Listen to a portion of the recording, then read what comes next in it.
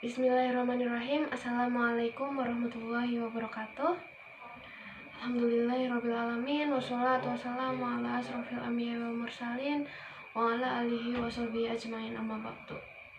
Selamat pagi teman-teman, bagaimana kabarnya? Semoga teman-teman semua diberi kesehatan sehingga kita semua dapat mengikuti pembelajaran Al-Quran Hadis seperti biasanya.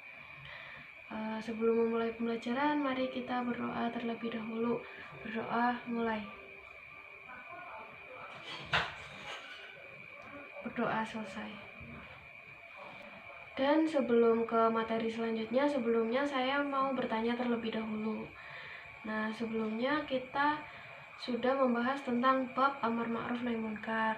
Nah, apakah dari teman-teman ada yang mau ditanyakan atau ada yang kurang jelas tentang bab amar ma'ruf nahi munkar ini? Jika sudah paham semua, saya lanjut ke bab selanjutnya, yaitu bab ketiga di semester 2 ini, yaitu bab demokrasi. Nah, sebelum ke materinya, saya bacakan terlebih dahulu tujuan pembelajarannya. Tujuan pembelajarannya yang pertama yaitu siswa mampu membaca dan menghafal ayat dan hadis tentang demokrasi. Yang kedua, siswa mampu menerjemahkan ayat dan hadis tentang demokrasi. Yang ketiga, siswa mampu menjelaskan ayat dan hadis tentang demokrasi. Yang keempat, siswa mampu mengamalkan ayat dan hadis tentang demokrasi dalam kehidupan sehari-hari. Dan yang terakhir, siswa mampu mengajak orang lain untuk mengamalkan ayat dan hadis tentang demokrasi. Saya jelaskan sedikit tentang materi demokrasi ini. Jadi dalam menghadapi suatu permasalahan, hendaknya kita menyelesaikan dengan cara musyawarah. Dengan cara ini kita dapat menampung dan mengambil saran-saran, masukan-masukan atau solusi-solusi dari para peserta musyawarah untuk diambil keputusan yang membawa permasalahan bersama untuk mencapai suatu tujuan tertentu. Jadi biasanya kalian kalau di dalam suatu organisasi pasti di situ ada musyawarah. Nah, musyawarah itu biasanya untuk mencapai kesepakatan bersama. Kemudian tuntunan untuk berdemokrasi atau bermusyawarah juga dijelaskan di dalam Quran Surat Al-Imran ayat 159 dan Quran Surat Asy-Syura ayat 38. فَبِمَا رَحْمَةٍ مِّنَ اللَّهِ لِنتَ لَهُمْ وَلَوْ كُنتَ فَظًّا غَلِيظَ الْقَلْبِ لَانفَضُّوا مِنْ حَوْلِكَ فَاعْفُ عَنْهُمْ وَاسْتَغْفِرْ لَهُمْ وَشَاوِرْهُمْ فِي الْأَمْرِ فَإِذَا عَزَمْتَ فَتَوَكَّلْ عَلَى اللَّهِ إِنَّ اللَّهَ يُحِبُّ الْمُتَوَكِّلِينَ. Baik, arti mufradat dari Quran Surat Al-Imran ayat 159. Linta. Linta itu artinya engkau lemah lembut. Kemudian fadon. Fadon artinya bersikap keras. Kemudian ghalidul qalbi artinya berhati kasar. Kemudian lanfaddu, tentulah mereka menjauhkan diri. Kemudian yang terakhir azamta, yang artinya engkau telah membulatkan tekad. Nah, kemudian arti dari Quran Surat Al-Imran ini, maka berkat rahmat Allah engkau atau Nabi Muhammad berlaku lemah lembut terhadap mereka.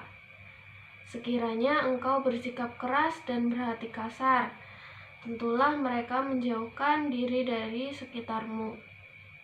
Karena itu maafkanlah mereka dan mohonkanlah ampunan untuk mereka, dan bermusyawarahlah dengan mereka dalam urusan itu.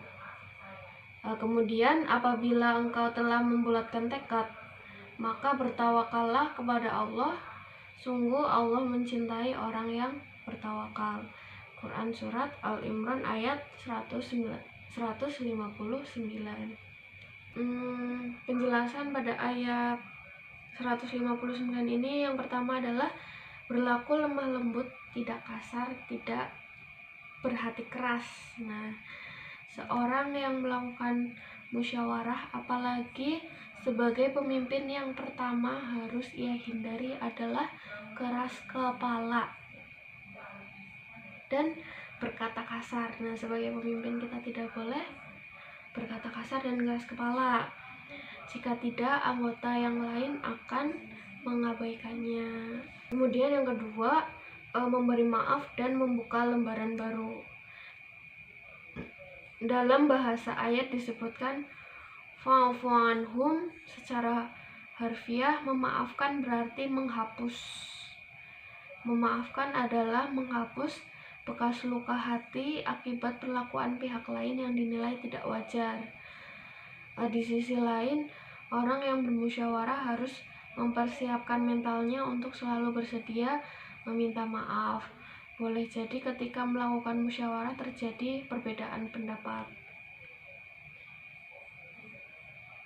Nah, untuk mencapai hasil terbaik dalam musyawarah, hubungan dengan Allah Subhanahu wa Ta'ala pun harus harmonis. Itu sebabnya hal ketiga yang harus mengiringi musyawarah adalah permohonan maaf dan ampunan ilahi sebagaimana dalam lafal wastaghfir lahum. Pesan Allah Subhanahu wa Ta'ala yang terakhir setelah musyawarah usai dalam konteks musyawarah adalah yaitu faidza azam tafatawakkal 'alallah. Apabila engkau telah mengabulkan tekad, apabila engkau telah membulatkan tekad, bertawakallah kepada Allah. Maksudnya setelah musyawarah selesai, semua harus mentaati dan melakukan hasil musyawarah. Kemudian hasil pelaksanaannya dikembalikan kepada Allah Subhanahu wa Ta'ala.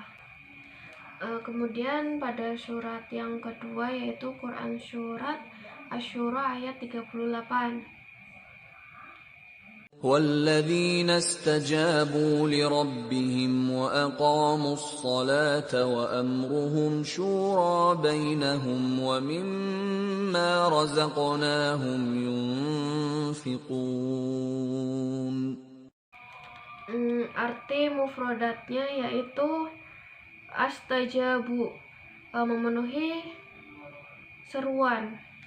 Yang kedua, wa amruhum, urusan mereka. Yang ketiga, suro musyawarah. Yang keempat, yunfikuna, menginfakkan. Kemudian terjemahan ayatnya, dan bagi orang-orang yang menerima atau mematuhi seruan Tuhan dan melaksanakan sholat, sedang urusan mereka diputuskan dengan musyawarah antara mereka dan mereka menginfakkan sebagian dari rezeki yang kami berikan kepada mereka. Quran surat Asy-Syura ayat 38. Kemudian penjelasan ayatnya, yaitu pada ayat ini tidak dijelaskan bagaimana mekanisme musyawarah secara jelas. Kita hanya menemukan kata amruhum, urusan mereka, dan tampaknya terkait dengan objek yang bisa dimusyawarahkan. Paling tidak ada dua hal yang bisa kita ambil dari kata ini. Pertama, yang dimusyawarahkan adalah hal-hal yang berkaitan dengan urusan mereka serta berada di dalam kewenangannya. Oleh karena itu, masalah yang terkait dengan ibadah mahdah yang sepenuhnya menjadi wewenang Allah bukanlah termasuk objek yang dapat dimusyawarahkan. Kedua, mereka yang berwenanglah yang berhak melakukan musyawarah. Dengan demikian, tidak etis jika ada pihak yang memiliki kewenangan dalam sebuah urusan ikut dalam permusyawarahan tersebut.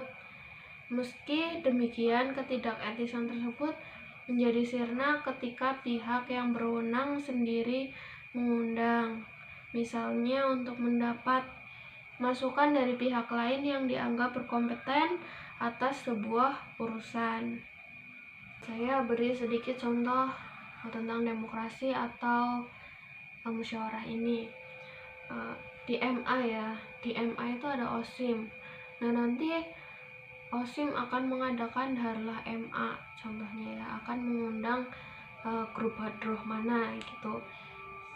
Yang jelas nanti sebelumnya akan diadakan musyawarah terlebih dahulu dengan anggota-anggotanya kan. Nah jadi ada dua ketentuan yang harus dilakukan. Nah yang pertama itu kita sebagai pendengar kita harus menghargai, harus menerima pendapat orang lain. Nah yang satu lagi itu kita sebagai penyampai pendapat. Contohnya saya sebagai penyampaikan pendapat, saya mempunyai pendapat dan saya sampaikan. Nah saya harus siap mental bahwa nanti ketika saya menyampaikan pendapat ada yang berbeda pendapat dengan saya. Nah itu ada dua ketentuan. Jadi ada yang menghargai pendapat orang lain, kemudian yang menyampaikan pendapat harus siap mental tentang perbedaan pendapat. Kemudian ada hadis tentang musyawarah dalam menentukan pemimpin. Hadis riwayat Muslim 3447.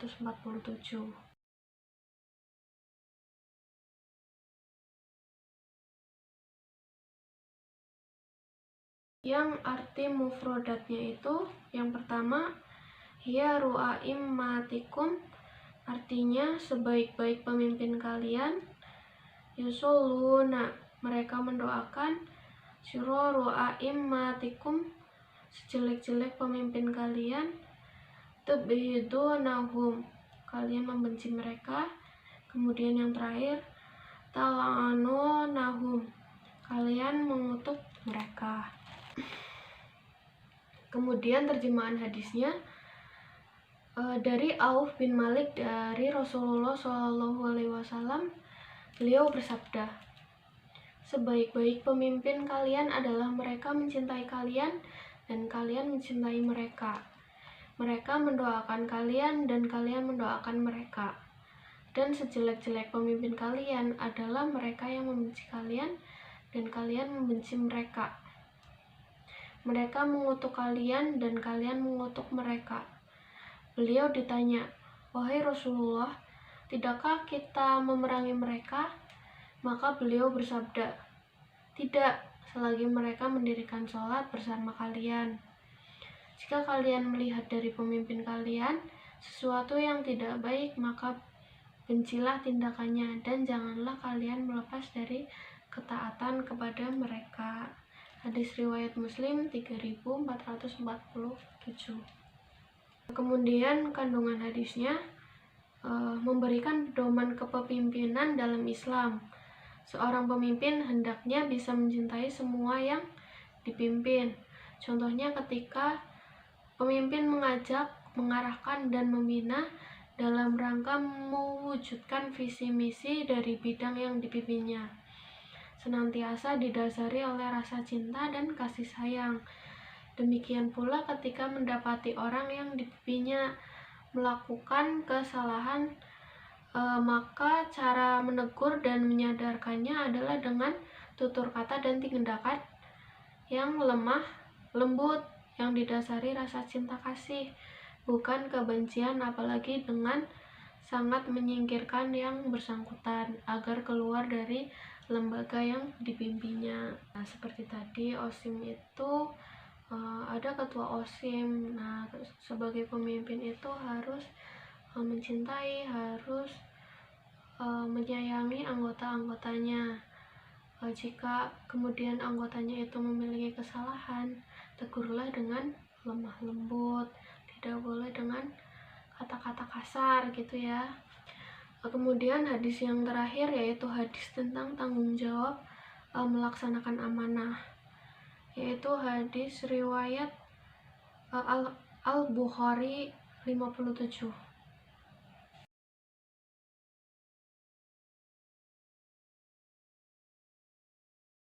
Dan arti mufrodatnya, duyiatil amatah,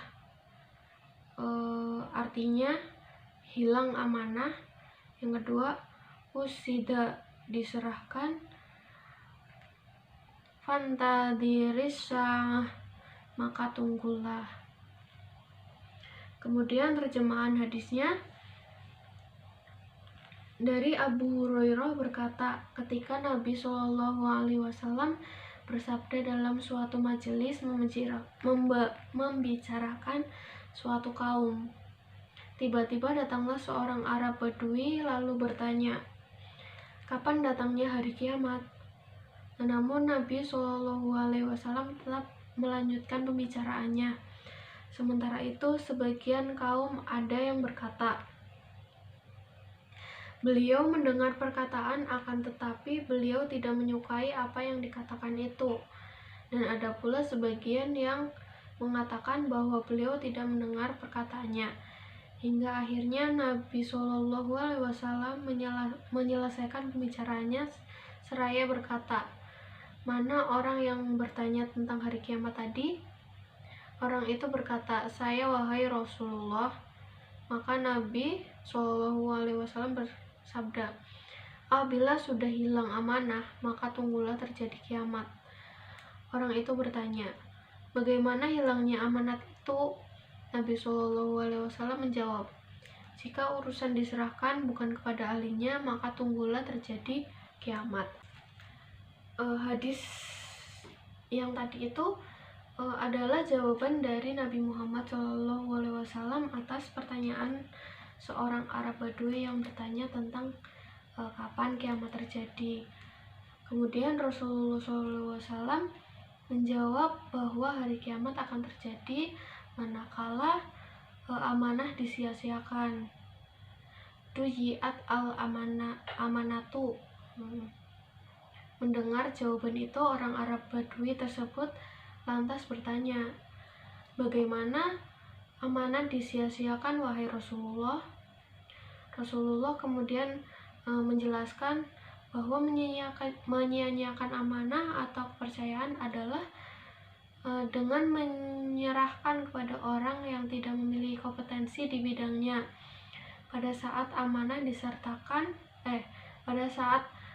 diserahkan kepada orang yang tidak berkompeten, maka tunggulah saat terjadinya kiamat itu.